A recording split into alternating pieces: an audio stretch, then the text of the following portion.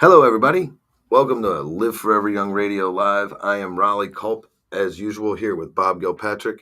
How's it going, Bob? Great, Raleigh. How are you today? Doing great, man. Doing great. Making sure Great. we get the timing right on this so that way our intro doesn't get cut off again. Yeah, we can't have that. That's the most important part, to introduce ourselves. Yeah. It's not like our names aren't on the bottom or anything. Yeah. Anyway, welcome, everybody.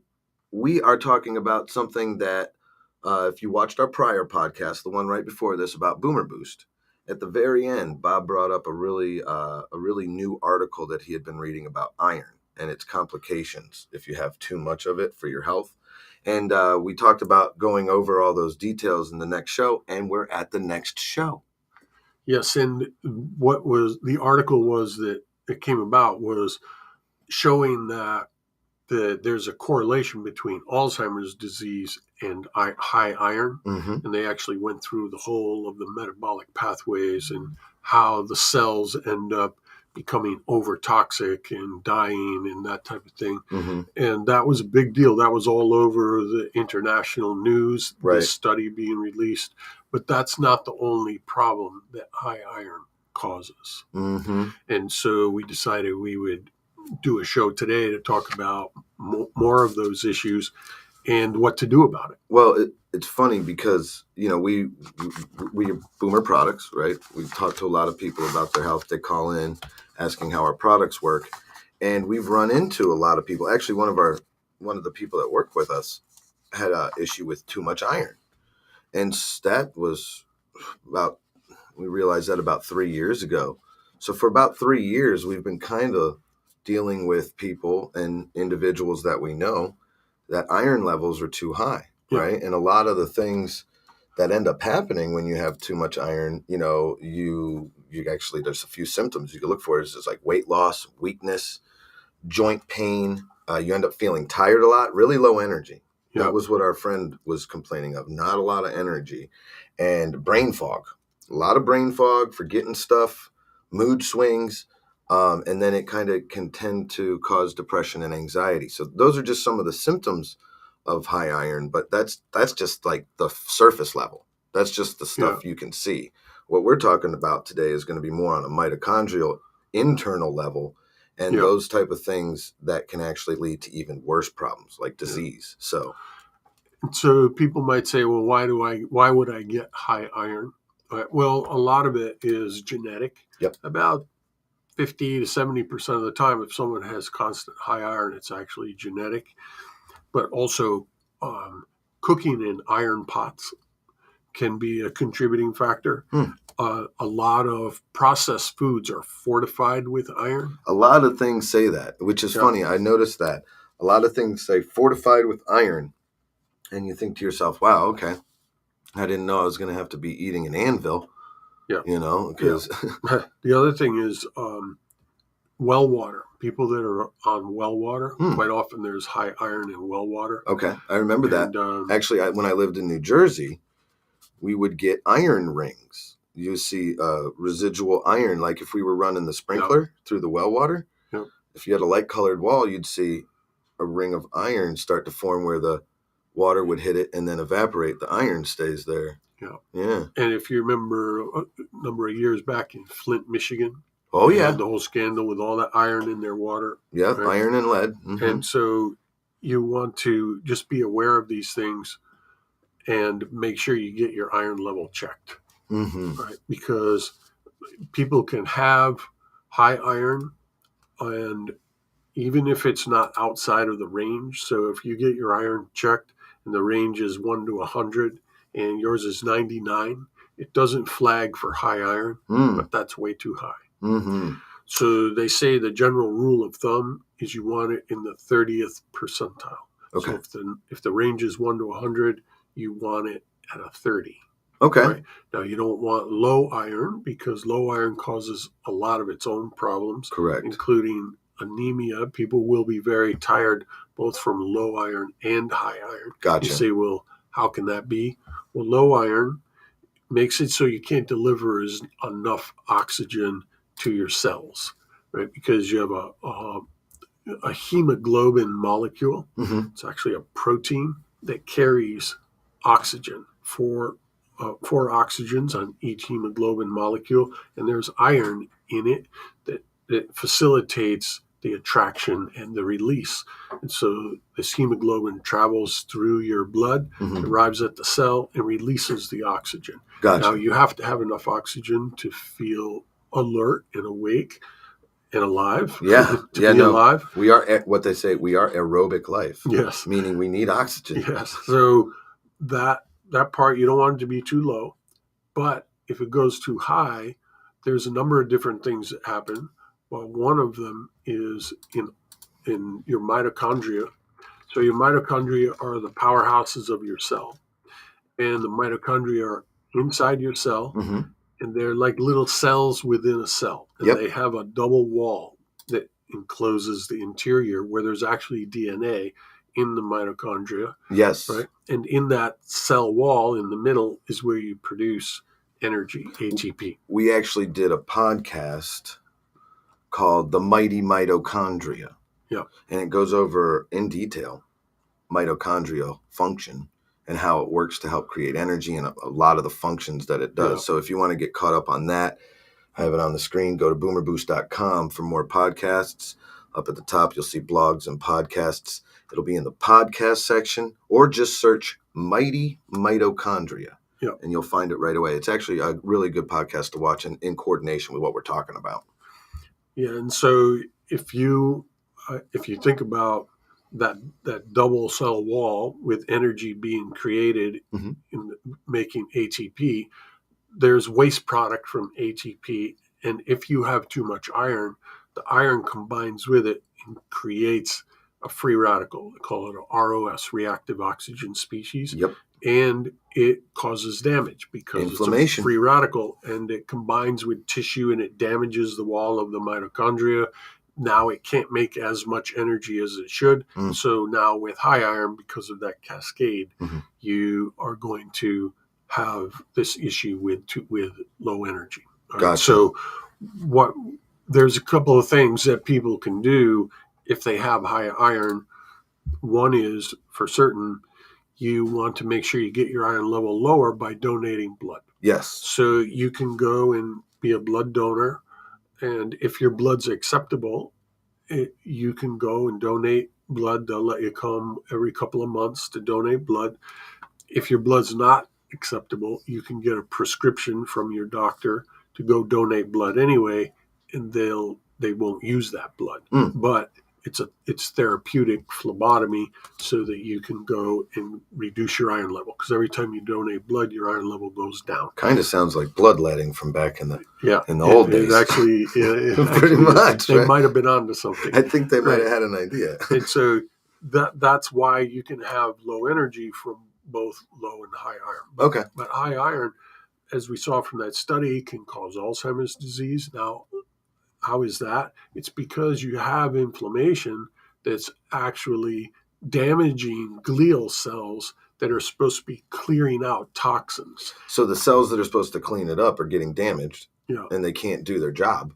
Yeah. And that's causing an accumulation of different minerals. It's accumulation of all different types of toxins that tend to accumulate in the myelin sheath. Gotcha. And that it gets cleansed by these microglial cells. They're getting damaged by the iron. Now, in the study, they didn't say how, but we know from the other studies that mitochondria are being damaged from the free radicals that are being created because of high iron. So there is, in addition to donating blood and carefully monitoring your iron level, you can also scavenge those ROS, scavenge the reactive oxygen species with a compound called superoxide dismutase. Yes. And we talked about this in the previous YouTube Live. Yes. And you can get that from our sprouted barley seeds. Yeah. Both gladiator barley and heirloom barley right here have SOD that will keep that inflammation down. Now, SOD stands for superoxide dismutase, right? Yeah. Now, you say to yourself, that's a long word. And you also say to yourself, what the heck is it? It's a really powerful antioxidant. And what most people don't know is when you're young, your body makes a bunch of SOD. And it actually helps you to repair, remove inflammation. it really, kind of helps to keep you young, right? They call it the holy grail of anti-aging. Of anti-aging. Yeah. But as you get older, just like with almost everything in your body, you stop making as much, right? And then you say to yourself, well, let me get a supplement with it, right? Well, so that's why we have the Gladiator barley. Now you'll see other supplements that say they have SOD creating molecules in them or compounds. So those type of supplements are ones that can help your body to naturally create more SOD, which is great. But if you have issues with cellular damage and the creation of the absorption and creation of this SOD from the compounds, you're not going to get SOD. No. Then there's other supplements that say, oh yeah, SOD is included. But the problem with those supplements is the SOD's half-life is about 10 minutes, right? And that means after about 10 minutes of having active SOD, it's half as powerful. And you say to yourself, well, how can Gladiator barley have this SOD if that's the truth? Yeah. Well, the way that it works is this isn't just barley, these are sprouted seeds. And during the sprouting process, not just SOD, but over 4,000 different compounds become activated through the process of sprouting. But then by arresting the sprouts, we capture all those nutrients and compounds, right? And then stabilize them. And, well, in those compounds is the SOD. Yep. And the key proprietary process of nutrient stabilization that our scientists in Canada have developed are able to preserve the quality of all those compounds and not allow half-life to start being chopped away because it coats them with a protective layer. And that's why you have to take it in small amounts when you first get it. Too much SOD is not good for you. No, could cause damage because you're detoxifying so quickly. So you have to take it, follow the instructions, comes with a little scoop. You ease into it over the course of a month, and then you can take a full scoop after that. Absolutely. And we've seen it.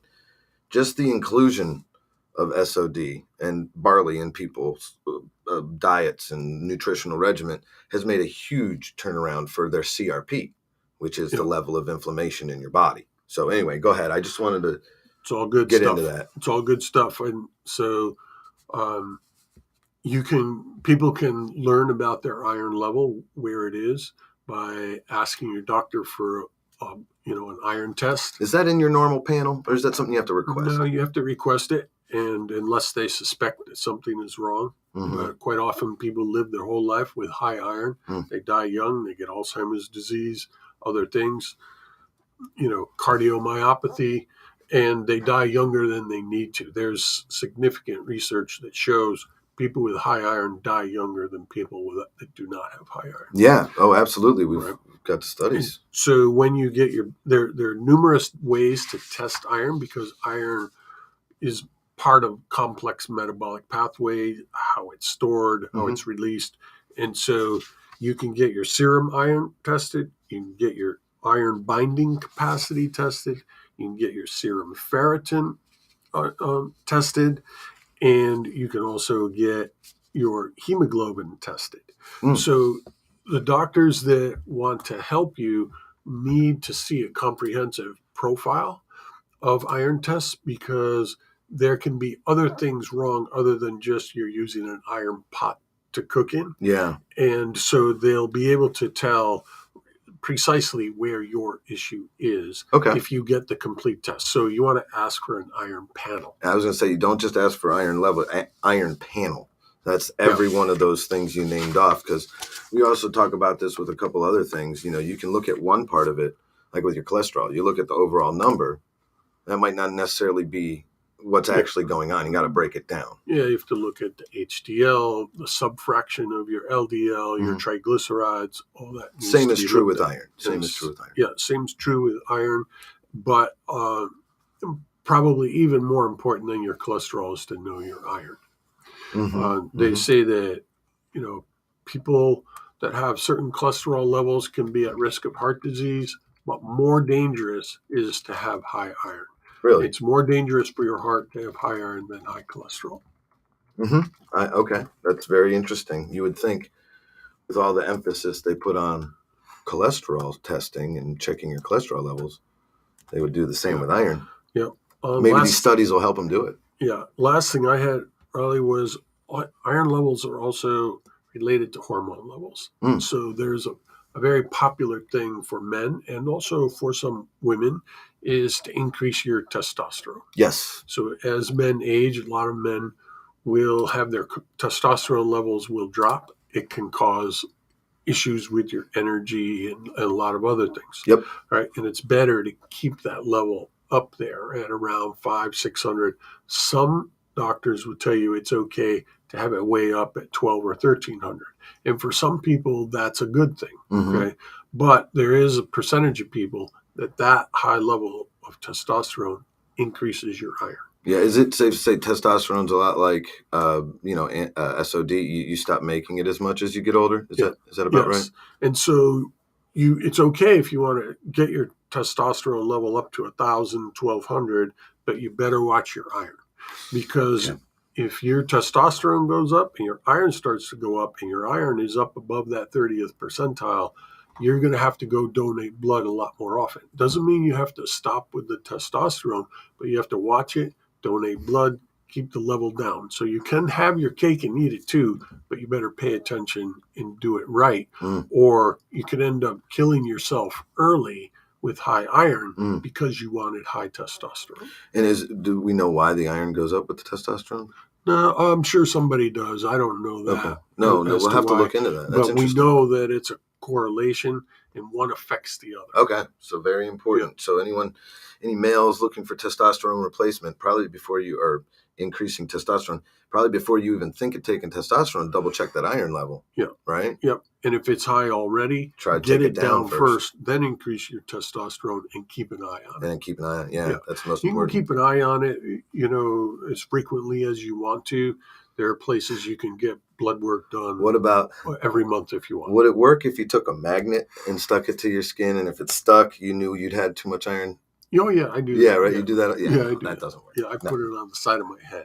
Isn't there a plate there? No, I'm just joking. Joking. The only metal is in my knee. Oh, yeah, that's what you actually do have metal in your body. Yeah, just my knee. Sorry. Yeah. Can we put a magnet there? Well, I can't go inside a MRI machine. I can okay, tell you that. No, we can't put a magnet. Don't put a magnet on there. You can put a magnet; it would stick to the side of my knee, but we'll have to show everybody that. The MRI is likely to pull the staples out through the skin. Yeah, that doesn't sound good. Out of the bone. It probably wouldn't feel good. Anyway, back to where we were. I think unless you had something else on iron, I think that's enough info for today. No, People can take action with what we just described. People have more questions, they can always call us. Yeah, well, before we go, real quick, I'm just going to throw up on the screen. People can pause it if they want. The article that we created that you could take a look at. This is the beginning of it. And then I'll also be putting a link to the studies and everything we're referring to in the description. So you guys can go look at that and take a look and read that up and be informed. Because that's what we're about here, is really trying to get some information out that helps people. Things that people don't normally think of, things we've run across in helping, tens of thousands of people over the last 12 years of doing business. And it's just something that hopefully can help anybody that that has iron levels, anemia issues. Have them watch the podcast. Have them take a look. It might help them. Very well. Raleigh, thanks very much. And thank you, everyone, for watching Live Forever Young Radio Live. See you next Thursday. Have a good one, guys.